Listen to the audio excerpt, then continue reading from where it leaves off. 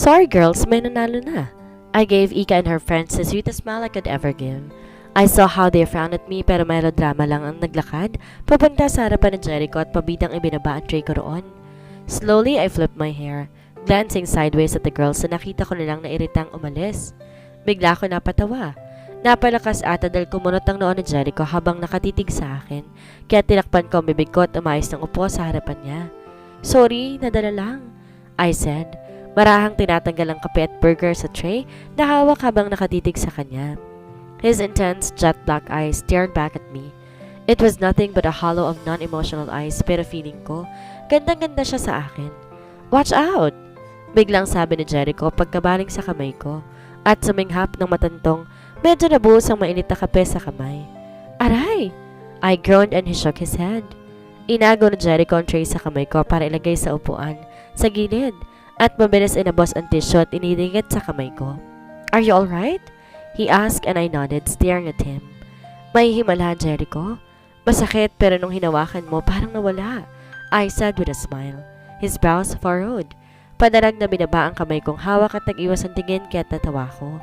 Why? Suplado naman ni Doc. I commented and he did not say anything. I saw his jaw clenched a bit.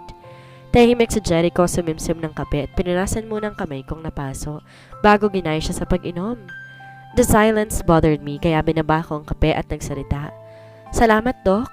I sang a bit and stopped when he coughed. Napatakip siya sa bibig niya kaya't napasinghap ako. Hala! I exclaimed. Ayos ka lang? He was still coughing kaya umakma akong tatayo para hawakan siya pero umiling siya sa akin at tumikim. I'm fine. He answered and cleared his throat again, brushing his messy hair with his fingers. Are you sure? I asked again, watching his face and he nodded. Wala na namang sinasabi kaya ngumuso na ako. Why is he acting this way? Ang tahimik masyado. First time mo bang convention sa ibang bansa? I asked, opening my burger. Ako kasi first time ko lang eh. Kaya alam mo ba, mabait ka ng bag ko kasi madaming pinadalang pagkain si nanay. Akala ata mag-field trip ako. I chuckled. Inangat ko ang tingin ko. I saw him staring at me kaya ngumiti ako ng malambing at binaba ang tingin sa kapeng iniinom. Kaya ngumuso ako. Ikaw, first time mo rin? I asked and he shook his head, not saying anything. So maraming beses ka nang pumunta sa ibang bansa? Tanong kong muli at saglit si Jerichong tumango. Wow, sana all! I exclaimed. Ako first time ko kaya super excited ako. Nag-alala sa akin si nanay, alam mo ba? Akala ata di ako magaling mag-English eh. Dean's list kaya ako kaya panis sa mga klase ko sa akin. Kasali pa ako dati sa sabayang pagbigkas, English edition. Parang walang pakialam na Jericho hinalo ang kape. Pero sa halip mainis nangingisi ako. Paano ba naman kasi kahit di umiimik halata sa kanyang nakikinig? Mabuti na lang talaga nakilala kita rito. Same lang mapupuntahan natin? Di siya sumagot kaya inangat ko ang kamay at kinalabit siya. Uy, salita naman dyan. Sayang laway, baka mapanis. Biro ko. I don't know, maybe? He answered me kaya suminghap na ako. OMG! I exclaimed and he tilted his head. Tumingin sa akin nagtataka. What? Oh my gosh, kinausap mo ko? I almost raised my hand with imaginary pom-poms. You're telling me to talk to you and now you're like that. Are you okay, miss? Ano yang seryoso kahit nahulog ang pangako. OMG, am I dreaming? Ayan ang pinakamahabang sentence sa sinabi mo. I said happily and I saw him looking at me in disbelief. Are you a freak? He asked me kaya mas natuwa ako. Hindi, pero para sa'yo, edi okay. Teka, masyado ko na-overwhelm pero Jericho, anghel ka bang nahulog mula sa langit? Lumalim ang gatla sa noon ni Jericho sa sinabi ko, kaya itinuloy ko. Nabumagsak sa itaas at lumapag diretso sa puso ko? Talungkot nang biglang tumaas ang sulok ng labi niya, napailing at naisipa akong pa ako. Baliw, he said in a low voice and napatakip ako ng bibig. OMG, tinatawag mo akong baliw? Baliw na baliw lang po sa'yo, Boss Jericho. Natuwa akong asarin siya. Naiiling na tumitig siyang muli sa kape na hawak kaya ngiting-ngiti kong inayos ang pagkakabukas ng burger para silipin ang palaman. Ay ano ba yan? Kulang sa ketchup? Reklamo ko takmang tatayo sana para bumalik sa counter pero may naghagis ng kono sa harapan ko. Sinundan ko yun ng tingin. Nakagat ang labi na makitang 2 piraso yun ng ketchup. Salamat, Doc. Pasalamat ko na pakanta pa. Ginagaya yung tono sa palabas sa TV. Kumulot ang noon niya ron pero walang sinabi kaya tatawa ko. Ang gwapo-gwapo naman ni Doc Jericho. Nanay, sorry talaga ha. May crush talaga tong anak ninyong maganda nung kabataan pa eh. Sorry kung madaldal pero can I tag along kapag nasa Amerika na tayo? Tanong ko pagkatapos ay kumagat ng burger. No, he said. Bakit naman? Nguso ko.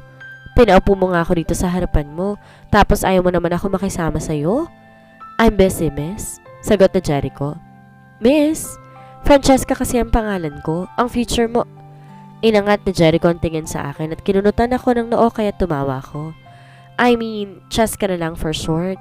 Mas bet ko ang Cheska kasi tunog sosyal. Nanay ko kasi namili ng Francesca eh. Pakiramdam ko para ko nasa 80s. I don't go with strangers, Francesca. Malamig na sagot na Jericho. Cheska nga kasi. Doc Jericho. Cheska. I emphasized.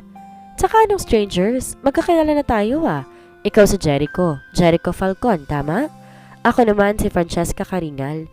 Pretty ako noon, sabi ni nanay, kaso past is past. Kaya hindi niya ngayon pero feeling ko maganda pa rin naman. 'Di ba? He glanced at my face and then shrugged kaya umuwi ako. Napaka-bully naman. Tingnan mo nga, ang ganda ko. I said happily. Basta, feeling ko talaga maganda ako. I said and sipped on my coffee. Who says you're not? Halos pabulong yon pero narinig ko kaya halos mabog ako ang iniinom ko. So maganda nga. I asked him excitedly at muli siyang nakibit-balikat kaya mas tumawag ang ngiti ko. Ikaw, Doc, ha? Kilalabit ko na siya. Pasimple ka palang masungit pero pusong mo naman sa loob. He licked his lower lip, making me smile widely. Alam mo, kahit di ka pala salita, feeling ko pwede ko nang kausapin yung facial expression mo. Sabat ko kaya muli siyang tumingin sa akin. What? He asked. Hindi pa naman kita totally kilala pero hilig mo palagi yung kukulot ang noo. Minsan binabasa ang labi mo at tataas ang kilay mo. Ikaw yung tipong mukhang madaming gustong sabihin pero tinatamad magsalita kaya dinadaan mo sa expression. He did not say anything but I saw how amusement filled his eyes kaya tinuro ko siya. Kagaya niyan. Ayaw mo lang sabihin pero tama ako kaya ganyan yung mata mo. He then licked his lips and eyed me boredly kaya mas sumaba ang nguso ko. Nakita ko yon. Amused ka kasi tama ako. Ang daldal mo, Francesca. Malamig ni Jericho kong sambit kaya tumalon-talon ang puso ko at muling sumimsim ng kape. Nanay, ihanda ng wedding gown na isusuot mo sa kasal niyo ni tatay. Ikakasal na rin tong Francesca ninyo. Tahimik mo, Jericho. I answered back kaya tumulap siya sa akin. You call me what? Tumalim ang tingin niya kaya't halos pumalakpak ako. Natawa. Ayan na. Napapagsalita na kita kahit medyo mahaba-haba. So, pwede na ba akong sumama sa'yo paikot sa Amerika? Mukha ka namang mabait, diba? Nararamdaman ko. Magaling kaya ako kumilatis ng tao, Jericho. I said. You just cannot go with strangers, woman. Sagot niya. Oo nga, kaya nga ako sasama sa'yo, diba? Hindi ka na rin naman stranger, kilala kita. Ikaw si Jericho Falcon, doktor ka rin. Ako naman si Cheska, doktor din. In case gusto mo pa ako makilala, edi introduce ko sa'yo ng paulit-ulit ang sarili ko. Francesca Caringal. Doktor na ako pero gusto ko maging pediatrician. Kaya nag-specialization ako ngayon. Graduate ako ng nursing tapos diretso sa medicine. Kasi mataas ang grades ko kaya ako naging scholar. Mabait ako, medyo madaldal. Ewan, masarap kasi magsalita na madami. Hindi na papanis ang laway ko. No offense ha? Tumaas ang sulok ng labi ni Jericho. Sa sinabi ko, mukhang di pa kapaniwala sa malabas ko kaya tumawa ako. Patola, okay lang yan hindi ka nagsasalita. Gawin mo akong girlfriend mo, wala pa isang linggo para ka lang may machine sa bibig. So nosy. He commented kaya kinindatan ko. Wala pa akong boyfriend kasi study first ang motto ko noon. Gusto ko talaga maging doktor kasi tumatanda mga magulang ko. Kaso nga lang kaka-study first ko. Yung boyfriend nilipad ng hangin sa sobrang delay. Kaya ang motto ko na ngayon, boyfriend first. Baka gusto mo mag-apply. Bigla si Jericho natawa. The soft chuckle I heard from him sounded like a sound from heaven, kaya't napatakip ako ng bibig. I'm not interested, sabat niya. Nakataas ang sulok ng labi kaya nahuli ko ang hindi pinansin niyang dimple. Bakit hindi? I asked in amusement. Masaya kaya ako maging girlfriend. You just told me you've never had one. He pointed out kaya natigilan ako. Oo nga! Napakamot ako sa pisngi ko. Pero maganda nga ako maging girlfriend, maalaga, malambing. Madaldal, he said. I don't like loud girls. Bagay kaya kasi tahimik ka eh. Dapat ang girlfriend mo yung sabog ang bibig. Tsaka hindi ka natalo sa akin. Sabi mo maganda ako. I didn't. Oh, you did. Narinig ko eh. Sagot kong proud pa. Hindi ka natalo sa akin. Alam mo ba, ako ang reyna ng dinibdibang lupa ng San Isidro? His brows furrowed. His eyes fell on my chest kaya natigilan ako at tinakpan ang dibdib ko. Hoy! Naginit ang pisngi ko at sinipa siya. Sama na ugali nito. May laman naman. Hindi lang pansinin kasi nakablouse ako. What? I couldn't see anything, he said. Uh-huh. He raised his brow, sipping on his coffee. Fine then. Kanina ang tahimik pero ngayon marunong ka namang asar? I said at tumaas ang kilay at sumandal sa upuan. Wala pa ring imik. Tsaka, hindi literal ah. Dinibdibang lupa kasi pangalan ng barangay namin sa may San Isidro. I explained at pinagmasdan ni Jericho ang ako at kumunot ang noo ko. Good sign yan. Ibig sabihin lang, pwede ka na sa boyfriend material. Gusto mo bang mag-apply? No. He shrugged. Not interested. How about me? Baka naman pwede mag-apply. Dream on, he said. Talagang magdadream ako, Doc. Sige na, game? Tanggapin mo na. Girlfriend premium, 1 week free trial. He eyed me seriously kaya halos tumama na ako. Dinala sa bibig ko ang burger. Jericho, I almost choked nung itulak at suksok sa bibig ko kaya't napaubo ako. I don't like loud girls.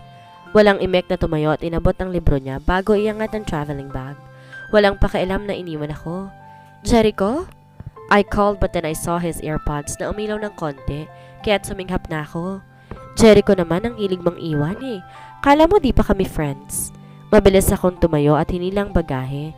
Ika and her friends are eyeing me sharply while I'm seated beside Jericho sa bench habang naghihintay tawagin ang connecting flight namin pa Amerika. Pero nginingitian ko lang sila. I have no time with hate. Dami ko ng problema sa buhay.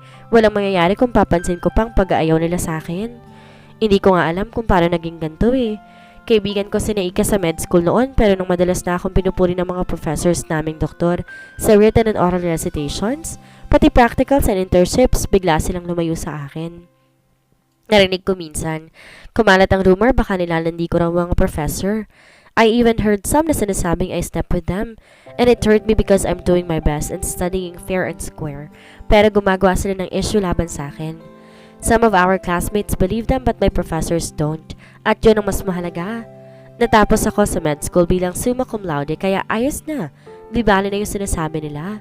Ang mahalaga maganda ang career ko at nabubuhay ko ang pamilya ko. Their sharp words meant nothing to me now. What's more important is the words from my family and how much they are proud of me. Ang mga masasakit na salita ginawa kong inspirasyon para mas galingan pa at masaya ako dahil kahit sila nanay at tatay lang ang nagmamahal sa akin, kontento na ako. Kwentuhan naman tayo.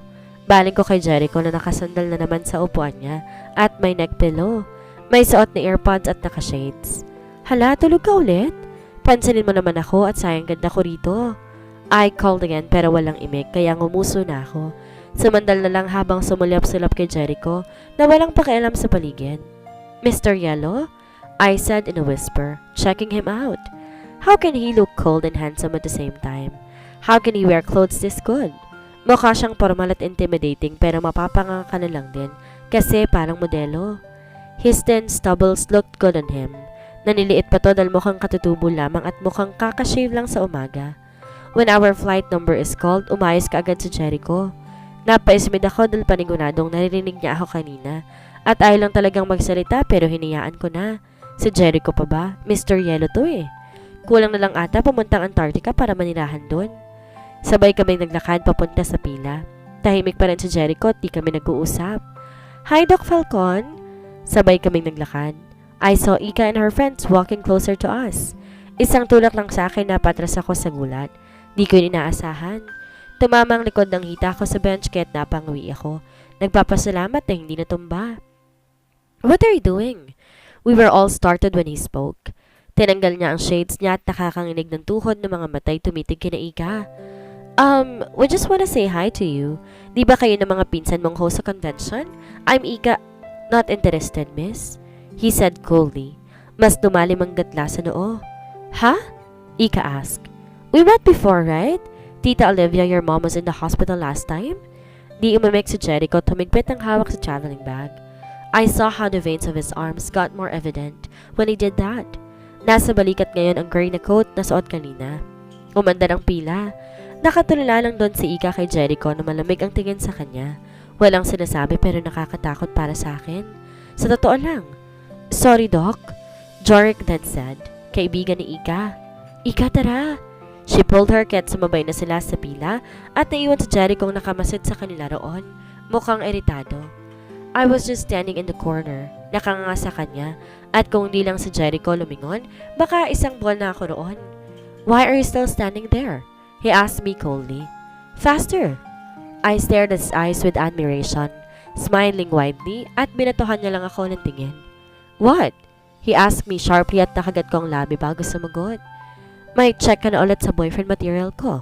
I said and he shook his head. Iniangat niyang kamay at tumawak sa balikat ko. Walang pakialam na pinihit ako paharap sa pila at bahagyang tinulak, kaya natawa ako at sumunod na sa daloy. He is a cold gentleman, I can say. Nung paakit na kami sa eroplano, inantay ko si Jericho na makalapit at nailing na binuhat niyang maleta ko paakyat. Walang sali-salita. Ako na may nagfi-feeling mahabang bahok na sumunod sa kanya. Inangat niyang maleta ko sa compartment at sumulyap ako sa plane ticket ko. Nakitang nasa gitnang sita ko. I watched Jericho went out on her seat. Nanganot ang noo ko nang maupo siya sa gitna. Diyan ako. Sambit ko habang pinapakita sa kanya ang ticket at tumayo siya. You wanted the window seat, right? He asked kaya umawang ang labi ko. OMG, doon ako sa bintana? I asked happily and he did not say anything. Sumanda lang siya at muling sinot ang shades kaya halos sumayaw ako sa tuwa. Salamat, Jericho, I said fixing my seatbelts. You're the best kahit Mr. Yellow ka. Excited ako habang nag-aantay. Kinilikot ko ang mga magazine sa harap ko para maglibang. Kinukuhanan ng litrato ang bintana para isend kina nanay mamaya. Noong nag-announce na lilipad na ang eroplano, kinakabahan ako na na-excite. Medyo nahilot na susuka ko kanina, pero hindi masyado kasi kausap ko si Brian. Pero ngayong wala akong kausap, ramdam ko yon. I glanced at Jericho and he's just like that. Checking his phone sometimes pero kadalasan tulog lang at nakikinig ng music. Sumubok akong matulog ng biyahe namin para kalmahin ang sarili, para hindi ako masuka at mahilo. Hindi ata talaga ako sanay sa eroplano. Sa bagay, una ko pa lang talaga ngayong araw na to. Madilim na nang magising ako. Pumipintig ang ulo ko doon at pagmulat ko, nakita kong flight attendant at nagbibigay ng mga pagkain para sa dinner. Dim ang ilaw sa cabin. Sumalap ako kay Jericho at nakita, itim na ang suot ng t-shirt. Binubuksan ng pagkain niya kay dumunga ko sa harapan ko at may pagkain na rin ako nakalagay sa built-in table. Anong oras na? I asked kaya nilingon niya ako. 7, eat. He said kaya tumango ako at sinuklay ng daliri ang buhok. Umayos ako ng upo at may nahulog na sa may hita ko, kaya kinuha ko yun at nakita ang pamila na gray suit ni Jericho. Napangiti ako tumigpit ang hawak ko roon. Asus, feeling ko crush din ako nito eh. Naramdaman ko talaga sa kaibuturan ng puso ko. I was so dizzy but I did my best to eat, kahit bumabaliktad ang sikmura ko. Hindi ko pa ata nakakalahati. Sinara ko na at sumandal na ako sa upuan at ipinikit ang mata. Are you okay? I heard his voice and I nodded. Saglit kong hinawakan ng gray suit niya. Thank you, Dito. I slowly opened my eyes and saw his serious ones staring at me. Are you okay, Dizzy? Medyo, I said. Kasi diba first time ko sa eroplano. Kanina naman okay lang kasi saglit lang biyahe pero kasi ngayon matagal. Narinig ko pa ang pagtawag ni Jericho sa flight attendant. I watched him took the food from my table and gave it to the woman. Pati na rin ang kanya at nang maiabot sa akin ang bote ng tubig. I almost jumped when he reached for my neck. Na-fall ka na ba sa akin, Jericho? I asked with a smile pero kinunutan niyang lang ako ng noo. You're nauseous yet you're still like that? Dapat kasi hindi raw binababy ang sakit. I said kaya ako na lang ang i-baby mo. He threw me a sharp glare. Napatawa na ako at inabot ang buhok niya para guluhin at medyo lumayo siya sa akin. Kulang na lang ata ihagis sa akin ang bote ng tubig. Shut up, Francesca. Okay, Jericho. My baby, my love, so sweet. He eyed me like I'm a weirdo kahit nag-peace sign ako. Natatawa. Okay lang ako, Mr. Yellow. Medyo nahihila lang kasi ako at di sanay sa eroplano. I answered. Tumayo si Jericho. I watched in awe how he lifted his muscled arms to open the compartment. Ang katawan niya hapit na hapit sa suot na itim na shirt kaya't kita ko ang bakat ng abs niya. Parang nawala ang sakit ng ulo ko ah. I whispered at binaba niya ang tingin sa akin kaya ngumawi ako at tumawak sa ulo. He shook his head. His shirt hugged his body, almost making me drool. Dahil walang nakaupo sa pangatlong seat, binaba niyang traveling bag doon para may kunin at maya-maya, binalik iyon at naupo sa tabi ko. You are a doctor, correct? He asked kaya tumango ako. Yes, why? Papacheck up mo puso mo kung malakas ng beat para sa akin? You are corny, Francesca. Irita ni Jerry kong sabi kaya natawa na ako at pinalo siya. KJ ka kasi, ano ba yan? Tanong ko na makitang may hawak siya. Take this. I glanced at it at napangiti.